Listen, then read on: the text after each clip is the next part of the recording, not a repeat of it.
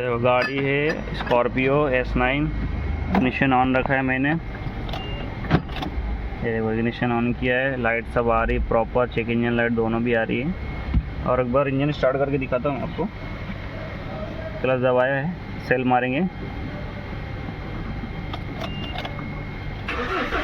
यहाँ पे देख सकते हो सेल लग रहा है बट स्टार्ट नहीं हो रहा है। वापस से दिखाता हूँ, फिर से मारता हूँ, सेल चालू नहीं हो रही। बाहर से एक बार कंडीशन दिखाता हूँ आपको।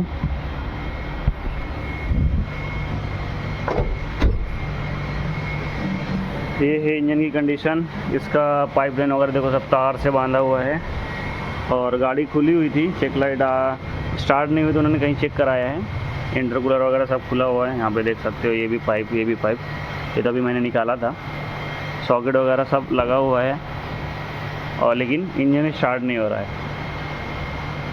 ये गाड़ी हमारे पास आई है टोचन होके। यहाँ पे देखो, अंदर देखो, डीजल वगैरह सब चेक किया हुआ है, आ रहा है कि नहीं आ रहा है। डीजल वगैरह सब चेक कर लिए किसी ने, आ रहा है कि नहीं आ रहा है। ये तो मैंने अभी खोला है टेस्टिंग के लिए, वापस से मैंने लगाया है। देख सकते हो सब फिक्स है, सब कुछ लगा दिया। यहाँ पे भी चेक किया गया है डीजल आ रहा है कि नहीं आ रहा है। तो अपन एक बार गाड़ी को स्कैनिंग करते। यहाँ पे एयर मास्क का भी सॉकेट प्रॉपर फिक्स है, सब फिक्स है गाड़ी में, सब लगा हुआ है, कुछ खोला नहीं है फिलहाल अभी तक। तो अपने पास गाड़ी आई है, स्टार्ट नहीं हो रही है, मैंने दिखाया आपको क्रैंकिंग करके। तो गाड़ी को एक बार स्कैनिंग कर लेते हैं। स्कैनर मैंने लगाया हुआ है, आप लोग देख सकते हो यहाँ पे। और कार को भी एक बार स्कैन करेंगे फर्स्ट कि इसमें प्रॉब्लम क्या है। सबसे पहले स्कैनिंग करेंगे तो अपने को मालूम पड़ेगा क्या आ रहा है क्या नहीं आ रहा है। यहाँ पे देख सकते हो गाड़ी को करेंगे scanning. Mahindra Indian,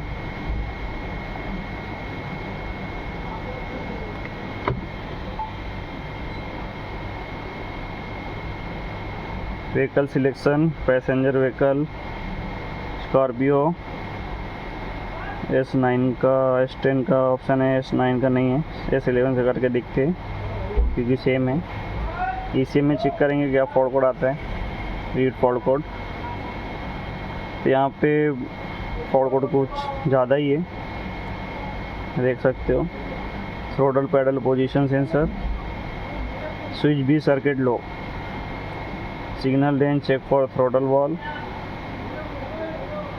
odometer value mismatch, sensor 5 volt supply, monitoring under voltage,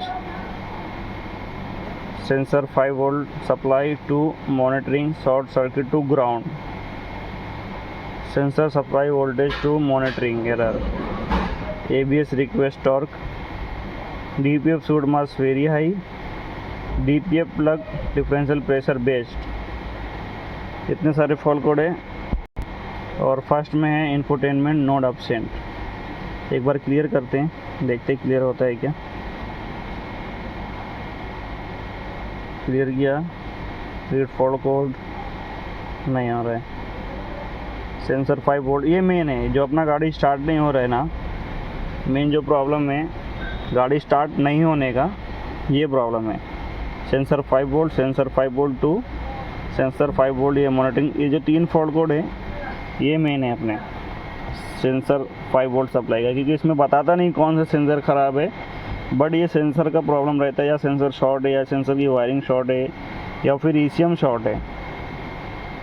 ये जो थ्रोटल का प्रॉब्लम है इससे गाड़ी चालू होएगी आपकी, बट ये फॉल्ट कोड आए ना तो गाड़ी चालू नहीं होएगी। ये तीनों फॉल्ट कोड देख सकते हो आप लोग, तीनों फॉल्ट कोड पे गाड़ी चालू नहीं होएगी।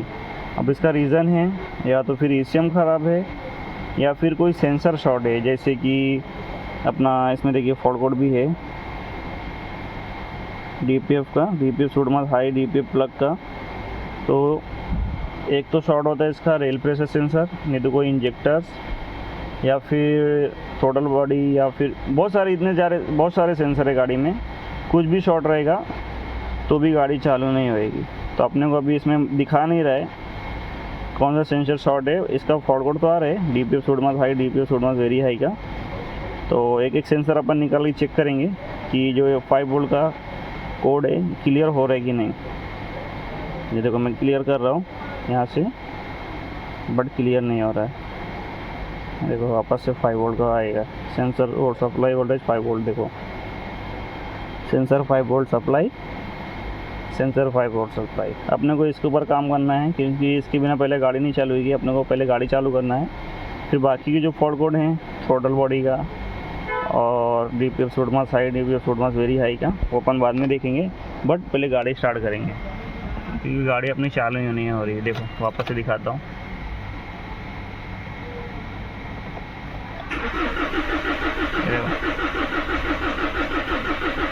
क्रैंकिंग हो रहा है, RPM भी उठ रहा है, मतलब हमारा क्रैंक सेंसर भी बराबर काम कर रहा है। तो अपन एक एक सेंसर निकाल के चेक करेंगे कौन सा सेंसर निकालने अपनी गाड़ी चालू होती है, फिर अपन उसके ऊपर काम करेंगे। तो शुरुआत यहाँ ऊपर से करेंगे। पहले इंटरकूलर निकालेंगे, इंटरकूलर का सेंसर। इंटरकूलर सेंसर निकालो ना भाई, इंटरकूलर ही निकाल दो, पूरा निकाल दो क्योंकि बाकी के भी सेंसर चेक करने हैं ना। तो इंटरकूलर में निकाल के बाहर कर देता हूँ, साइड में कर देता हूँ।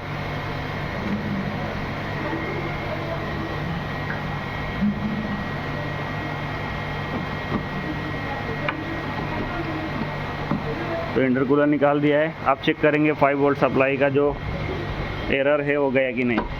आप ऐसे इजीली चेक कर सकते हो क्योंकि वोल्टेज 5 वोल्ट का प्रॉब्लम आएगा तो गाड़ी चालू नहीं होगी आपकी। अब यहाँ से मैं क्लियर करके देखता हूँ।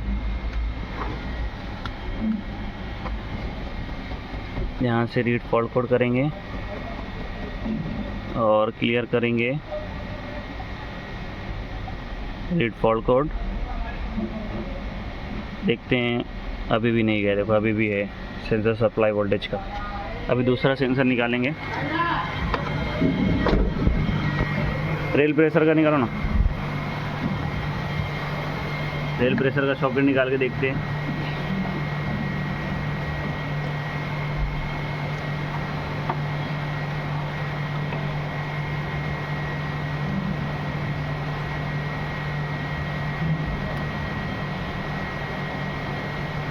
क्योंकि रेल प्रेशर सेंसर भी शॉर्ट होता है इसका, तो उसकी वजह से भी 5 वोल्ट का फॉल्ट कोड आता है सेंसर सप्लाई का।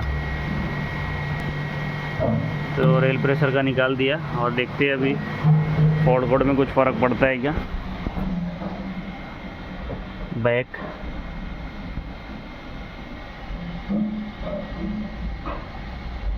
Back and clear. Okay, read fault code. अभी भी फॉल्ट कोड है, देखो अभी भी फॉल्ट कोड आ रहा है। अब दूसरा देखते हैं। तो मैं आपको डायरेक्ट फॉल्ट दिखाऊंगा। मैंने सब चेक किया हुआ है। मैंने ये भी सेंसर निकाला है, इससे भी प्रॉब्लम सॉल्व नहीं हुआ। नीचे का सेंसर निकाला है, उससे भी प्रॉब्लम सॉल्व नहीं हुआ, वो भी लगा दो। वहाँ पे थ्रोटल वॉल का है, EGR का है, EGR कूलर का है। मैंने सब सॉकेट निकाल के चेक किया, चारों इंजेक्टर का सॉकेट निकाल के चेक किया, किसी भी गाड़ी चालू नहीं हुई। मैं आपको डायरेक्ट फॉल्ट दिखाता हूँ। जो इसका डिफरेंशियल प्रेशर सेंसर है, ये वाला, इसका सॉकेट निकालो।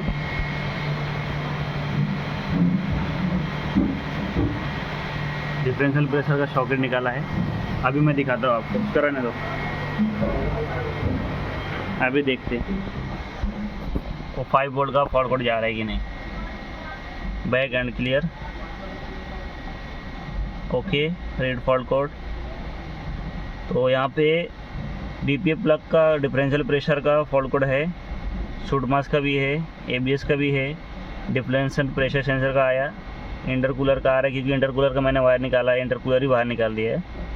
थ्रोटल वॉल का, थ्रोटल पैडल का ख़त्म। जो 5 वोल्ट का जो फॉल्ट कोड था वो अपना फॉल्ट कोड निकल गया है, देख सकते हो। 5 वोल्ट 2 वोल्ट सब निकल गया है। और अभी करते हैं इंजन को स्टार्ट, देखते हैं इंजन स्टार्ट होता है क्या। चाबी बंद, इग्निशन ऑन, क्लच दबाया मैंने, करते हैं इंजन को स्टार्ट। तो यहाँ पे देख सकते हो इंजन स्टार्ट हो गया है। क्योंकि वो फॉल्ट कोड चला गया है। फॉल्ट कोड जो था 5 वोल्ट का वो चला गया अपना, जिसकी वजह से गाड़ी चालू हो गई है। तो सॉकेट लगाओ ना, सॉकेट लगाओ ना। चालू गाड़ी में सॉकेट लगाते हैं, देखते हैं गाड़ी बंद होती है क्या। मैं कुछ नहीं करूँगा, चालू गाड़ी में सॉकेट लगवा रहा हूँ मैं, देख सकते हो। डिफरेंशियल प्रेशर सेंसर का लगाओ सॉकेट।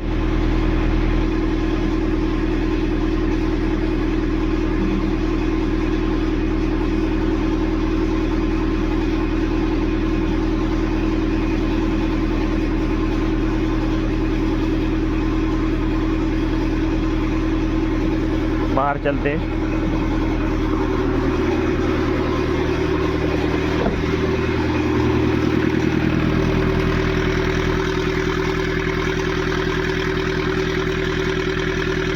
वायरिंग भी किसी ने किया हुआ है, देख सकते हो आप लोग।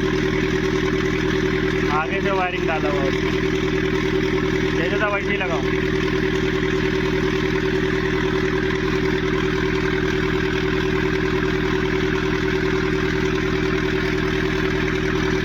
इंजन भी काफ़ी ज़्यादा आवाज़ कर रहा है, क्या किया है सामने वाले ने क्या मालूम।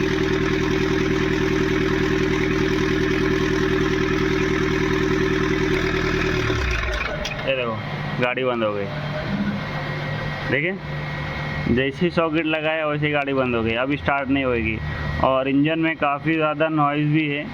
हमारे पास तो गाड़ी बंद हो गया ये, बट हमने स्टार्ट किया तो इंजन में नॉइज़ भी काफ़ी ज़्यादा है। और सॉकेट निकालो, सॉकेट भी किसी ने बाईपास किया है, देखो आगे से वायर डाला हुआ है, देखो। तो सबसे पहले सॉकेट चेंज करेंगे।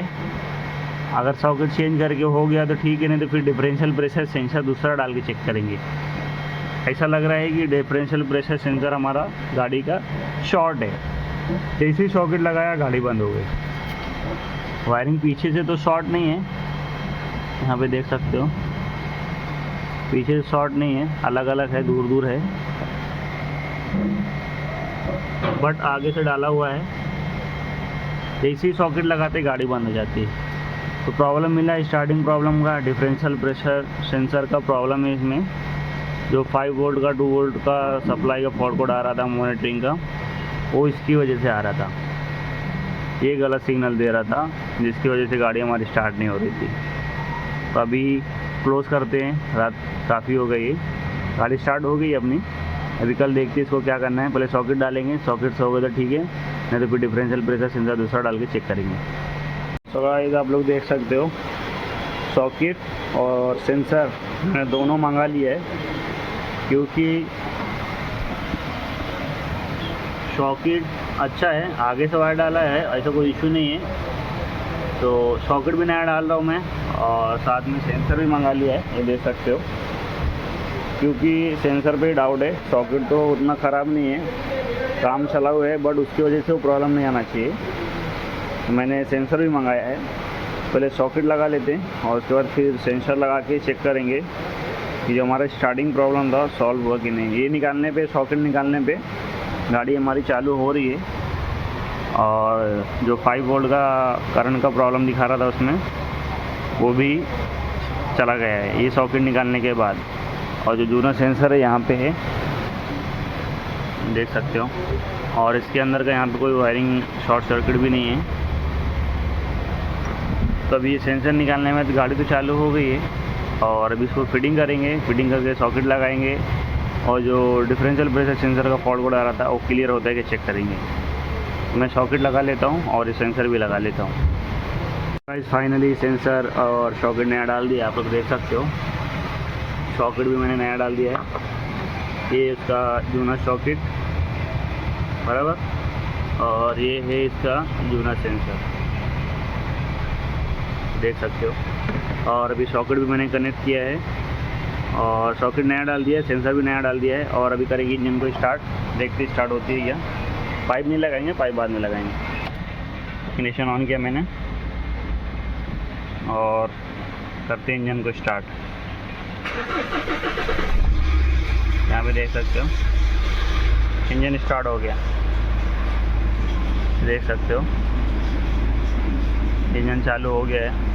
पहले सॉकेट लगाते ही गाड़ी बंद पड़ जाती थी अपने से और 5 वोल्ट का करंट का सप्लाई का फॉल्ट कोड आ रहा था। चेक लाइट आ रही क्योंकि सूट मास हाई है। और अभी चेक करेंगे जो डिफरेंशियल प्रेशर प्लग का फॉल्ट कोड आ रहा था वो गया है क्या, इसको भी हटाएंगे और जो सूट मास का काम है वो भी करेंगे। और ये चेक लाइट का भी काम करेंगे, चेक लाइट को भी हटाएंगे क्योंकि पिकअप लेगी नहीं, सूट मास ज़्यादा हाई है। तो अभी स्टार्टिंग प्रॉब्लम सॉल्व हुआ है, लेकिन और अभी काम है इसमें, सूट मास हाई है वो भी करना है और कंप्लीट करना है गाड़ी को पूरी तरीके से। और जो आवाज़ आ रहा है वो भी करेंगे। यहाँ पे फॉरवर्ड देख रहे हो, मैंने सब क्लियर किया। तो अभी DPF soot mass high, DPF soot mass very high, ESC increment request signal container और डिफरेंशियल प्रेशर सेंसर का फॉल्ट कोड है। लेकिन जो डिफरेंशियल प्रेशर सेंसर जो प्लग का फॉल्ट कोड आ रहा था वो चला गया है, ये देख सकते हो। ये सूट मास हाई है, अभी इसको सूट मास चेक करते कितना है। DPF एंड सूट मास लेफ्टाल, तो यहाँ पे देख सकते हो 56 ग्राम है। DPF weight of suit in DPF 56 ग्राम है।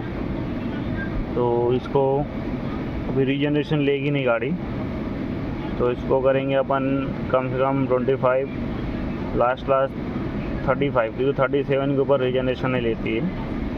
इसको अपने को कम करके लाना है 35 के नीचे ही, 35 के नीचे लाएंगे तो अपना गाड़ी रीजनरेशन होएगा, ऐसे होएगा नहीं, देख सकते हो।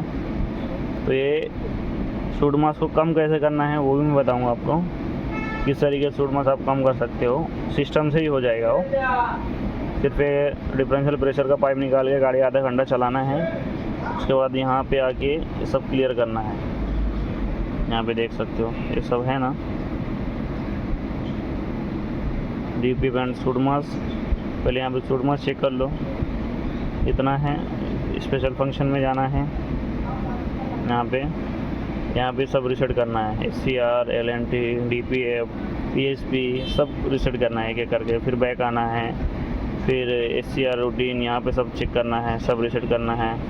यहाँ पे सब रिसेट करोगे, डिफरेंशियल प्रेशर सेंसर का पाइप निकाल के आधा घंटा गाड़ी चलाओ, गाड़ी को गर्म करो, उसके बाद ये सब रिसेट करो, उसके बाद सूट मास चेक करो, 100% कम हो जाएगा। तो गाइस फाइनली गाड़ी स्टार्ट हो गई है। कस्टमर से मैंने बात किया और आवाज़ आ रहा है बाहर का टाइमिंग चेन का, और DPF सूट मास हाई है। एक मिनट दिखाता आपको बाहर का आवाज़ सुनाता हूँ इंजन का।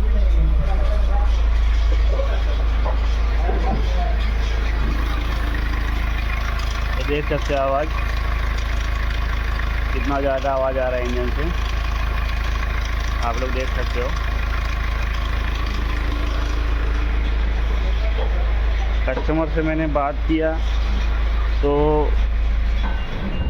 उनका क्या कहना है कि भाई मुझे सिर्फ गाड़ी स्टार्ट करके दे दो, क्योंकि गाड़ी कंपनी की है और ये चलती है सिर्फ 20 की स्पीड में। इसका जो रनिंग है सिर्फ ऑफिस से निकलती है और ऑफिस ही जाती है, और ऑफिस ज़्यादा दूर नहीं है। और इसका जो रनिंग स्पीड है सिर्फ 20 की स्पीड पे है, मतलब 20 की स्पीड के ऊपर चलती नहीं है गाड़ी। तो मैंने बात किया, मतलब रीजनरेशन मारेंगे, सूट मास मैंने 48 पे ला दिया है अभी, और कोशिश करेंगे 56 था। अभी मैंने गाड़ी थोड़ा चलाया, रिसेट किया सब चीज़, तो सूट मास 48 पे आ गया देखो। और सूट मास का वैल्यू कम करेंगे, इसका वेट कम करेंगे तो और हो जाएगा, लेकिन रीजनरेशन मारने में रिस्की है क्योंकि RPM 2500 समथिंग जाता है और इंजन का साउंड नॉइज़ ज़्यादा है, जिसकी वजह से डर है कि कहीं टूट ना जाए टाइमिंग चेन। तो मैंने उनको बताया कि ऐसा ऐसा है, तो उनका क्या कहना है कि सिर्फ मुझे गाड़ी स्टार्ट करके दो, और गाड़ी चलती नहीं है ज़्यादा, गाड़ी सिर्फ 20 की स्पीड में चलती है, तो मेरा काम चल जाएगा, सिर्फ मुझे गाड़ी स्टार्ट करके चाहिए था। तो गाइस गाड़ी मैंने स्टार्ट कर दिया है, जो प्रॉब्लम था मैंने आपको सब लाइव दिखा दिया है, क्या क्या प्रॉब्लम था, कैसे कैसे मैंने ट्रेस किया और प्रॉब्लम सॉल्व किया गाड़ी का। और इंजन को एक बार स्टार्ट करता हूँ। तो देख सकते हो इंजन प्रॉपरली स्टार्ट हो गया। चेकलाइट इसलिए नहीं जा रहा है क्योंकि सुडमस हाई है और कस्टमर मना कर रहा है काम करने के लिए, क्योंकि बोलते हैं मेरी 20 की स्पीड से गाड़ी ऊपर जाती नहीं है और टाइमिंग चेन का भी ज़्यादा नॉइज़ है, क्योंकि वो मैं रीजनरेशन मारूंगा तो रिस्की है, 2500 RPM पे जाता है खड़ी गाड़ी में। तो एक रिस्की है कि चैन टूट ना जाए, टूटेगा तो नहीं बट उनके मन में ऐसा डर है कि मेरे को सिर्फ गाड़ी स्टार्ट करके दे दो, क्योंकि मेरी गाड़ी का रनिंग नहीं है ज़्यादा। तो मैंने गाड़ी तो स्टार्ट कर दिया है और जो प्रॉब्लम था सॉल्व हो गया है। शॉर्ट सर्किट हो रहा था, सेंसर ख़राब था, सेंसर डाल दिया है। तो गाइस फाइनली गाड़ी रेडी है। जो मेन प्रॉब्लम था इसका इंजन स्टार्टिंग प्रॉब्लम का, वो सॉल्व हो गया है। वीडियो अच्छी लगी तो प्लीज़ वीडियो को लाइक शेयर एंड सब्सक्राइब करें। थैंक यू, धन्यवाद।